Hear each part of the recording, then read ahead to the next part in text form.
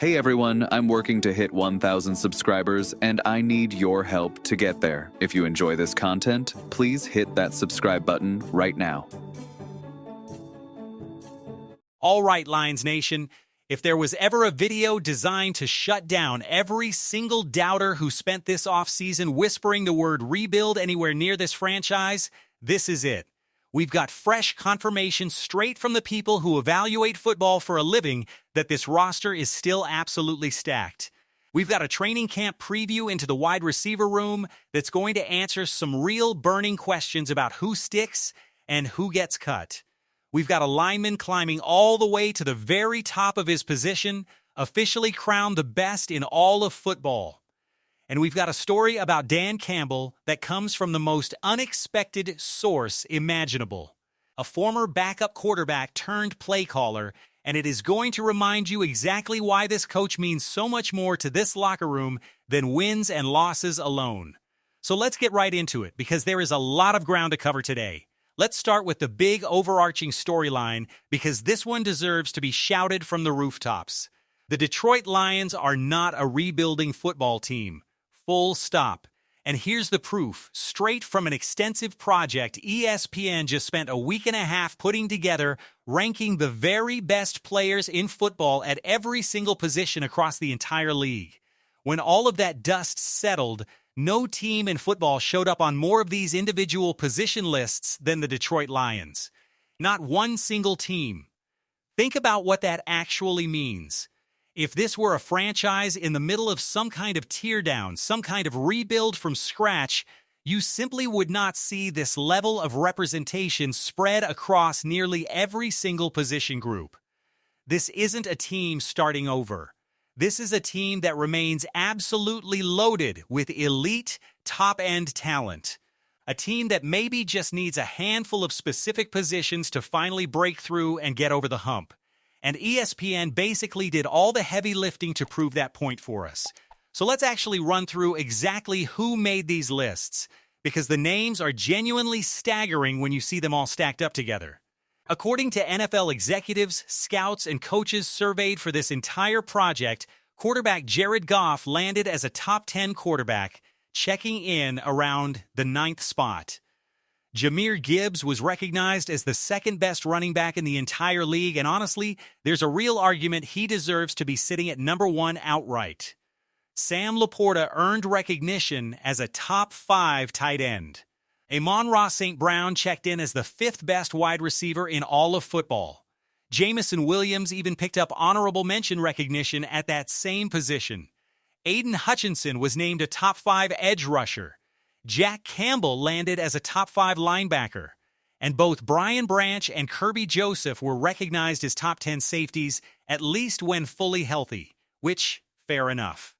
That qualifier absolutely needs to be acknowledged given everything both players are currently working through.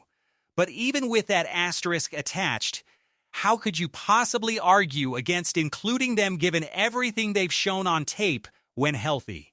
And here's the part of this entire story that should genuinely excite every single person watching right now. This isn't some fleeting one-year snapshot of talent that disappears after this season. The overwhelming majority of these players are locked up under contract for at least 4 more years. Guys like Sam Laporta, Brian Branch, and even Jahmyr Gibbs, whose extension is still being worked through, but there's very little concern that money will get done sooner rather than later. Jared Goff isn't going anywhere until 2028, potentially even 2029. Gibbs is likely getting that new extension finalized soon as well, which means this organization has a significant chunk of elite top-end talent under contract deep into 2029 and 2030. And that timeline matters enormously, because it gives this front office years of runway to continue building the rest of this roster around an already established championship-caliber core. Now look, I already know exactly what the skeptics out there are going to say. If this team really has all this incredible talent, then what exactly happened last season? How does a roster this loaded end up losing to a Minnesota Vikings team starting a rookie quarterback in J.J. McCarthy? That's a fair question, and it deserves a real, honest answer rather than an excuse. But here's the actual context that gets conveniently ignored every time that question gets asked. A significant chunk of this top-end talent simply was not available for large stretches of last season. Detroit finished dead last, 31st in the entire NFL in adjusted games lost to injury during the 2025 season. That is not a normal run-of-the-mill amount of bad luck. That is a genuinely brutal, borderline unprecedented level of attrition. Most of the exact players who just landed on these ESPN lists weren't even available by the tail end of last season because of serious or nagging injuries piling up. So with all of that said, now that this feels almost like a do-over season compared to what last year was originally supposed to look like, and knowing the talent is genuinely lined up and ready to go across this roster, there are no more excuses left. None. The bottom line of reaction would be dramatic, premature, and frankly, just plain wrong. Now let's shift gears into some real training camp business, because it's time to break down the wide receiver room and figure out exactly who's fighting for a roster spot behind the established starters everyone already knows about. Let's start with the biggest name in this particular camp battle. Veteran receiver Greg Dortch. His medical concern rating comes in at a very reassuring 2 out of 10. Yes, a chest injury ended his season prematurely a year ago, but he has remained fully healthy throughout this entire offseason program, and historically speaking, Dortch has built a real reputation as one of the more durable, available receivers throughout his NFL career. In fact, one of the more remarkable pieces of his backstory involves overcoming a perforated intestine all the way back in college, which just speaks to his overall toughness and resilience as a competitor.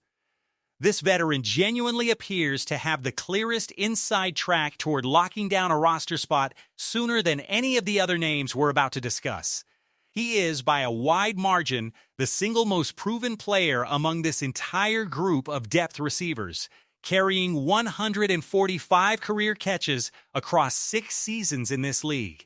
And beyond his receiving ability, he is almost certainly going to handle primary return duties for this team next season as well. Simply put, Greg Dortch is not going anywhere. Next up is Malik Cunningham, and this situation tells a very different story entirely. His medical concern rating also sits at a 2 out of 10, so health honestly isn't the issue here at all. He did deal with a couple of concussions back in college, but outside of that, he's fine physically. The real issue is simply about fit and roster value. He spent last season on Detroit's practice squad, appearing in just one single game without recording a reception. His primary value to this organization has mostly come from helping give the coaching staff better insight into how mobile, dual-threat quarterbacks tend to operate, essentially serving as a scout team weapon of sorts. But realistically, this roster likely doesn't need to continue carrying a player in that specific gadget-oriented role for much longer, especially when there are already other versatile pieces on this roster capable of filling a similar function. Don't be surprised if Malik Cunningham ends up moving on from this organization before the season begins. Then there's Tom Kennedy, and his medical concern rating is the absolute lowest of this entire group at just 1 out of 10. He recently turned 30 years old, but he's carried remarkably low mileage throughout his career with no major injury history to speak of, meaning this isn't a player whose body has been worn down by a heavy workload of regular season snaps over the years. He has proven to be an incredibly reliable depth piece for quite some time now, and he's flashed some real juice on kickoff returns in the past, too. Now, Detroit likely prefers to give those return opportunities to a younger player going forward, but Kennedy remains exactly the kind of dependable, trustworthy veteran presence you can always count on in a pinch. There's a strong likelihood he locks down either an active roster spot or, at the very least, a spot on the practice squad, because there's really no clear indication this coaching staff is looking to move on from him anytime soon. Moving down the list, we get to Dominic Lovett, whose medical concern rating sits at 0 out of 10, though that number simply reflects a clean bill of health rather than any indication of his actual roster standing. As a rookie, he appeared in 12 total games, primarily contributing on special teams without recording a single reception. And to be fair, he didn't get a ton of opportunity to prove himself last year given everything else going on around this roster. He genuinely remains one of the bigger question marks on this entire list.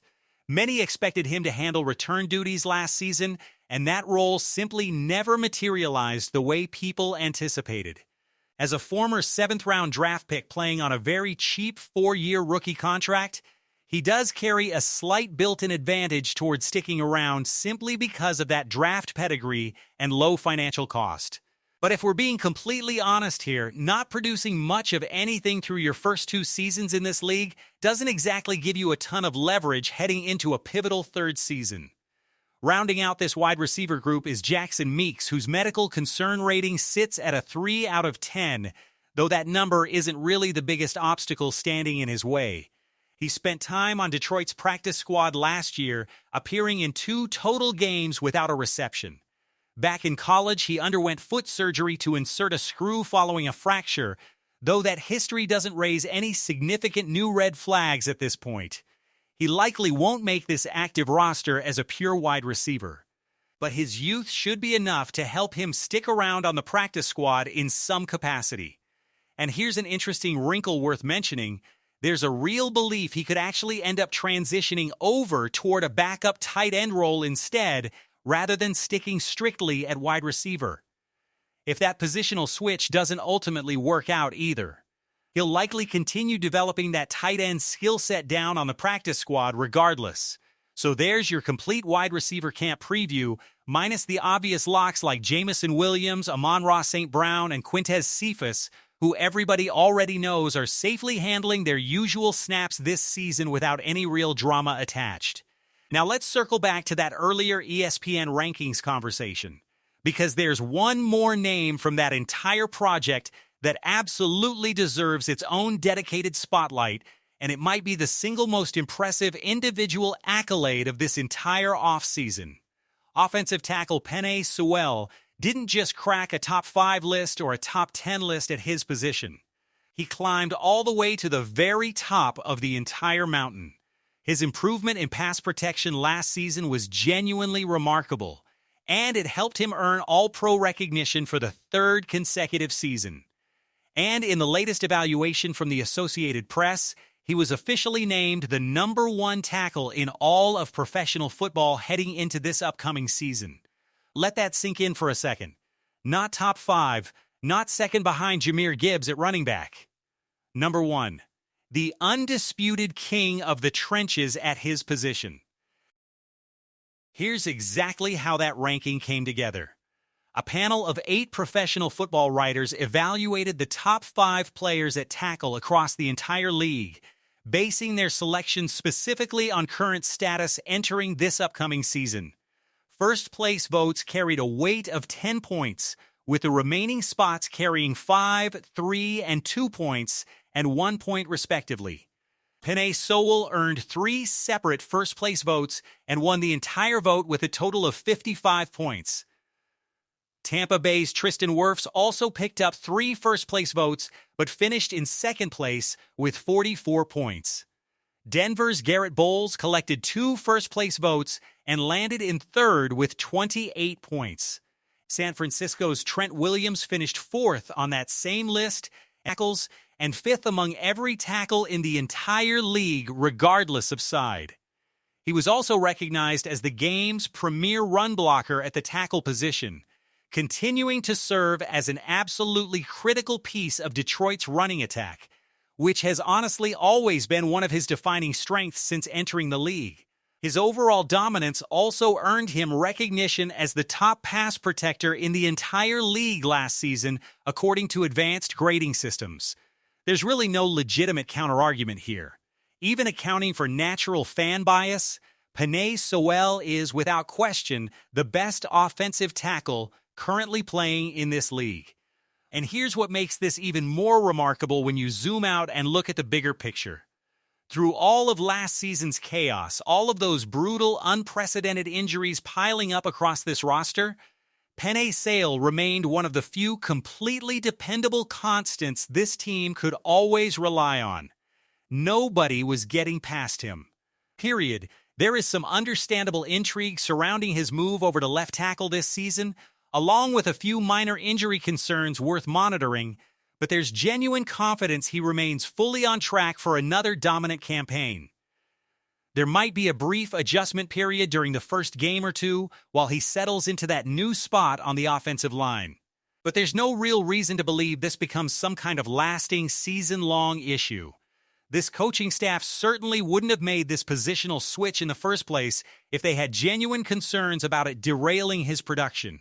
Every single year, Penei Sewell simply continues getting better, and now that he's carrying all of these fresh accolades and expectations, it's going to be fascinating watching him continue building on this incredible foundation heading into the new season. And finally, let's close things out with a story that has absolutely nothing to do with rankings, statistics, or roster battles, but everything to do with why this Detroit Lions organization feels different from so many others across this league. Head coach Dan Campbell has made some notable adjustments to his coaching staff, both last season and again this offseason, and combined with the front office continuing to tweak this roster on both sides of the football, there's genuine belief that everything is lined up for this team to get back on track toward the playoffs this year. And while Campbell has clearly experienced tremendous success throughout his tenure in Detroit, there's an honest acknowledgement that this upcoming season carries some real weight and pressure for him personally as a head coach. But despite whatever pressure might exist heading into this year, it remains crystal clear that Dan Campbell continues to have an incredible amount of support, not just here in Detroit, but genuinely across the entire league. And a recent story involving one of his former players absolutely reinforces that exact sentiment. Washington Commanders offensive coordinator David Blough, a name that hasn't come up much in recent memory, recently offered some genuinely heartfelt praise for his former head coach. Before transitioning into coaching, Blough spent 5 years in the league as a backup quarterback, including 2 separate stints playing under Dan Campbell during his time with the Lions. He was originally part of the 2021 roster during Campbell's very first year leading this franchise, then returned again in 2023 when Detroit had established itself as one of the top teams in the entire league. While Blough himself never saw significant playing time on the field during either stint, he absorbed an incredible amount of knowledge working alongside the coaching staff, including Dan Campbell directly, and that experience clearly helped fuel a remarkably smooth transition into coaching. Think about how wild that actually is. Just a couple of years removed from being a backup quarterback, and now he's calling plays as an offensive coordinator in this league. That kind of rapid rise speaks volumes about both his own work ethic and exactly how much he absorbed during his time in Detroit. After spending 2 years working as the Commanders' assistant quarterback coach, Blough was recently promoted into that new offensive coordinator role heading into this upcoming season. And through it all, Dan Campbell has continued keeping close tabs on his former player, offering strong words of encouragement and support earlier this offseason. Blough recently returned that favor in a genuinely touching way, gushing over Campbell as he now prepares to enter his own extremely important season with the Commanders. In his own words, what makes Dan Campbell so special as a leader is that he remains completely true to who he genuinely is as a person, calling him one of the finest men and one of the strongest leaders he's ever been fortunate enough to be around throughout this entire profession. And honestly, that sentiment keeps popping up again and again from all sorts of different corners of this league. Fans from completely unrelated teams, casual observers who barely follow football closely, they all seem to gravitate toward the exact same conclusion about Dan Campbell. He's one of the most beloved, respected figures in this entire sport. A genuine football guy through and through, someone whose energy and authenticity resonates far beyond just wins and losses. Say whatever you want about other coaching hires and their impact on this roster, but Dan Campbell's mentality is precisely what pulled this entire organization out of a hole that not too long ago felt nearly impossible to climb out of. So it's genuinely exciting seeing a former player like David Blough come back around and give his old coach the flowers he deserves. And while there's an honest acknowledgement that this season carries some real pressure for Dan Campbell personally, it feels far too premature to suggest he's anywhere near some kind of hot seat. We'll find out when certain ones this season actually plays out, but that's simply where things stand right now. So there you have it, Lions Nation. ESPN just confirmed with real, tangible data that this roster remains one of the most talented in all of football, locked up for years to come. There's a genuine wide receiver battle brewing behind the scenes that could shake out in a few surprising directions. Penei Sewell is now officially recognized as the single best tackle in the entire league. And Dan Campbell continues earning respect and admiration from every corner of this sport, proving once again why he remains exactly the right leader for this locker room. So tell me, which of these wide receivers do you think ends up sticking on this roster, and who do you think gets cut before the season begins? Drop your predictions in the comments section right now. Smash that like button, hit subscribe if you haven't already, and we will see you in the very next video. Hey everyone, I'm working to hit 1,000 subscribers, and I need your help to get there. If you enjoy this content, please hit that subscribe button right now.